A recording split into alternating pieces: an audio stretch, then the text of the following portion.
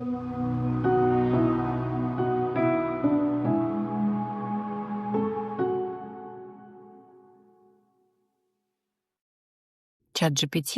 как аналог психотерапевта, как аналог психотерапии. А, 2 года назад, когда ChatGPT только появился, всерьез звучали опасения о том, что он многих лишит работы, и чуть ли не в первую очередь психотерапевтов. Но сейчас а, прошло 2 года, и становится очевидно, что он не только не заменит психотерапевта, но и потенциально может создать для психотерапевта новую целевую аудиторию, потому что в ближайшем будущем мы можем получить новый вид зависимости, да, такой вот диджитал зависимости, зависимости от искусственного интеллекта. И сегодняшние периодические новости на тему того, к каким последствиям привело злоупотребление искусственным интеллектом, злоупотребление чатом GPT, оно, конечно же, подтверждает эти опасения. Добрый день, дорогие друзья. Меня зовут Ирина Артемова.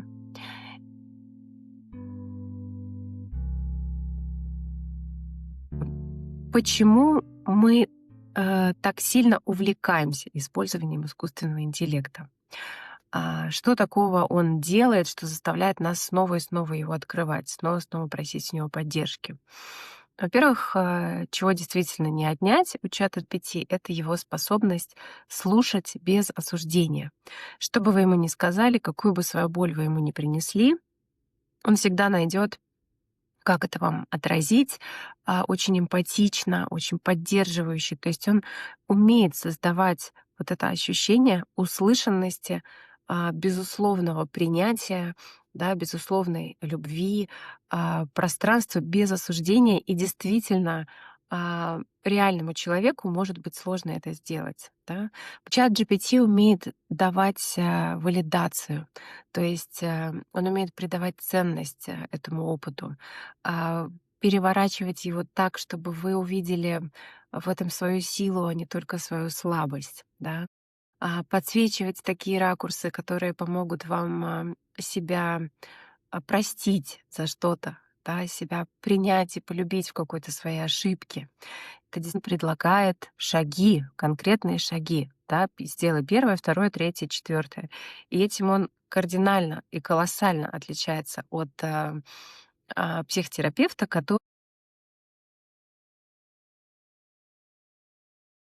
логика, которой придерживается психотерапевт, заключается в том, что если вы получаете какие-то инструкции, что вам делать, да, буквально вот А, Б, В, то это лишает вас возможности сформировать внутри себя этого внутреннего взрослого, который будет вам сам помогать составлять эти шаги и стратегии, и планы действия, да.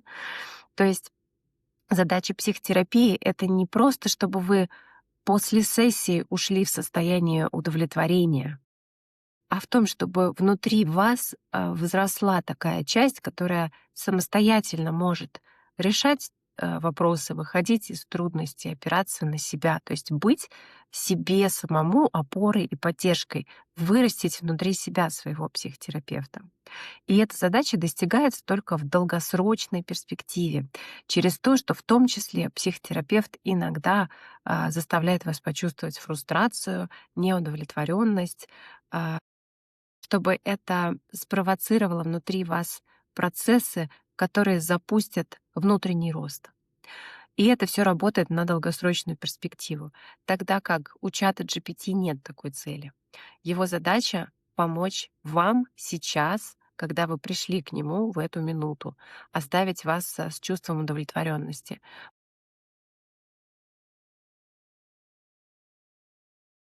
Он умеет хорошо помнить логику, находить взаимосвязи.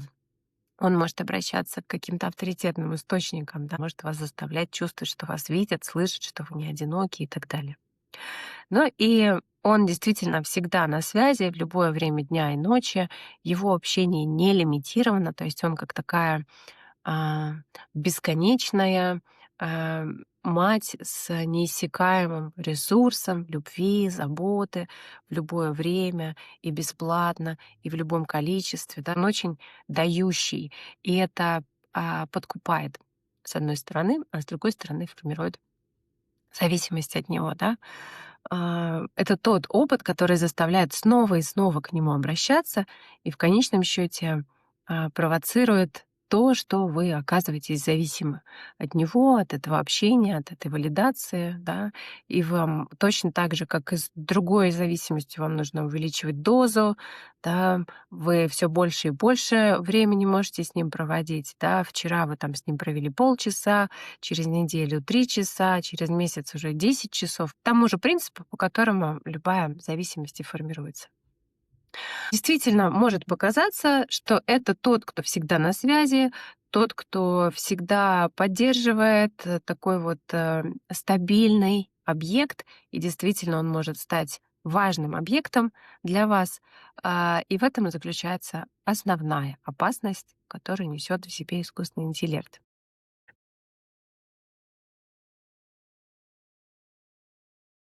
Почему же это все-таки не психотерапия и не замена психотерапии? Психотерапия не сводится к поддержке и советам, к тому, что делает искусственный интеллект. Психотерапия — это такое пространство, в котором с психотерапевтом у вас возникают вполне реальные отношения, в которых есть все то же самое человеческое, я это подчеркну слово, что есть в других отношениях. То есть там есть место самым разным чувствам, не только радости, счастью, облегчению и удовлетворению, но и в том числе разочарованию, фрустрации, агрессии, раздражению, недовольству. И все это часть человеческого опыта, которую в коммуникации с терапевтом вы обучаетесь интегрировать. То есть отношения с терапевтом реальные. И это значит, что они имеют все оттенки, и приятные, и неприятные. И через то, что вы все это проживаете с терапевтом, вы обучаетесь проживать реальную жизнь, в которой есть место всему, да, в которой вы не убегаете ни от каких чувств, для каждого чувства находите способ проживания и интеграции. А, Таким образом, отношения с реальным человеком делают вас ближе к людям вокруг.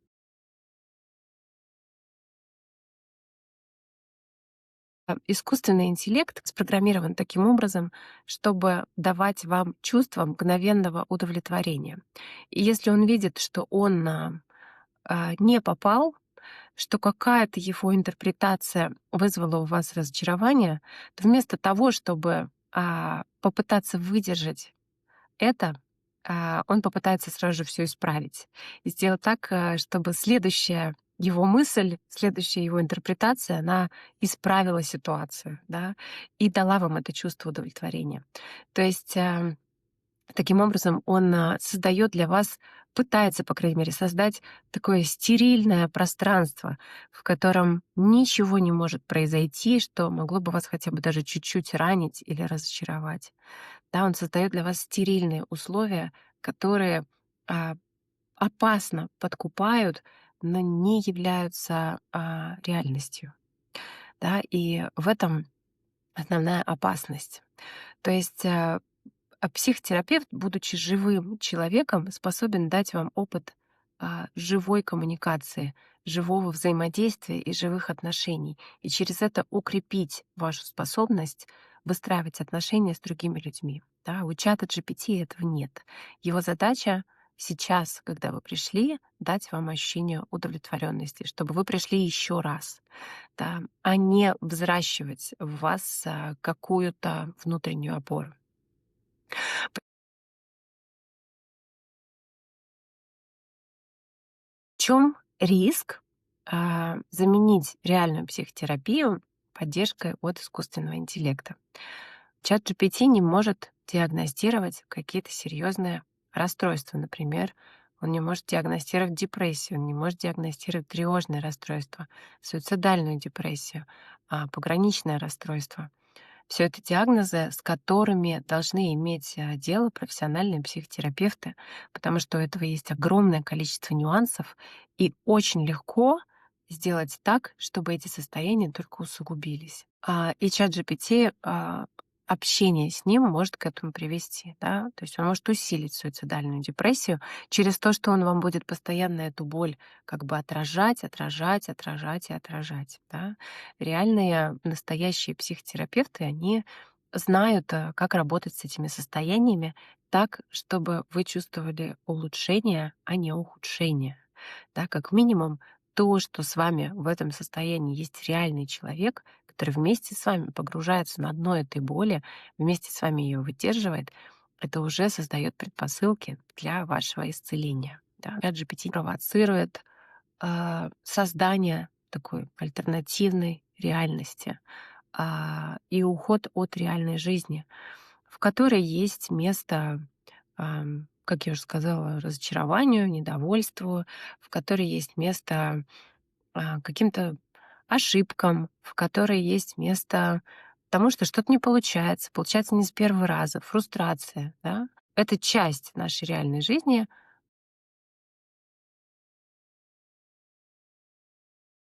Можно ли его использовать каким-то альтернативным способом? Конечно же, да. Чтобы что-то структурировать, что-то разложить по полочкам, в чем-то разобраться, да, расширить кругозор, да, в плане такого психологического самообразования.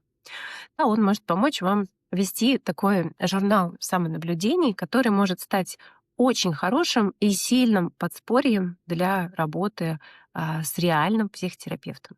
То есть может стать очень хорошим помощником, который сократит вам время, которое вы тратите на самонаблюдение, но при этом не стоит ему полностью делегировать эту задачу, а, как бы починить ваше ментальное здоровье, потому что это невозможно, и это, скорее всего, только усугубит текущие трудности.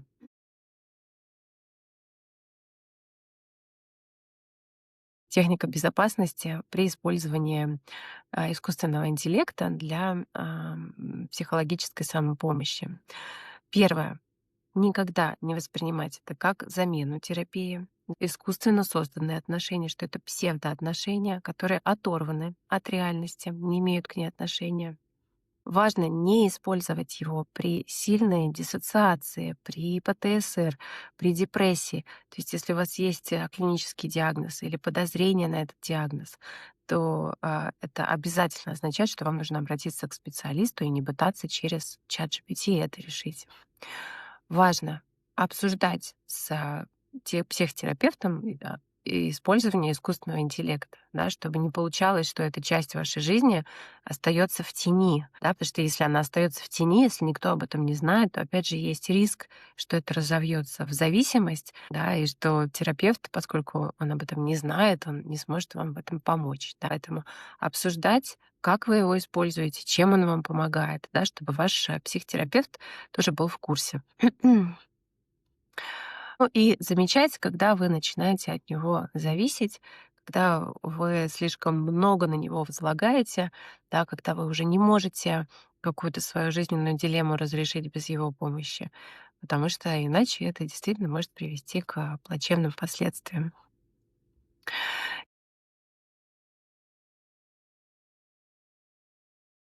Один из основных навыков, который мы получаем в психотерапии, это способность выдерживать амбивалентность окружающей нас реальности.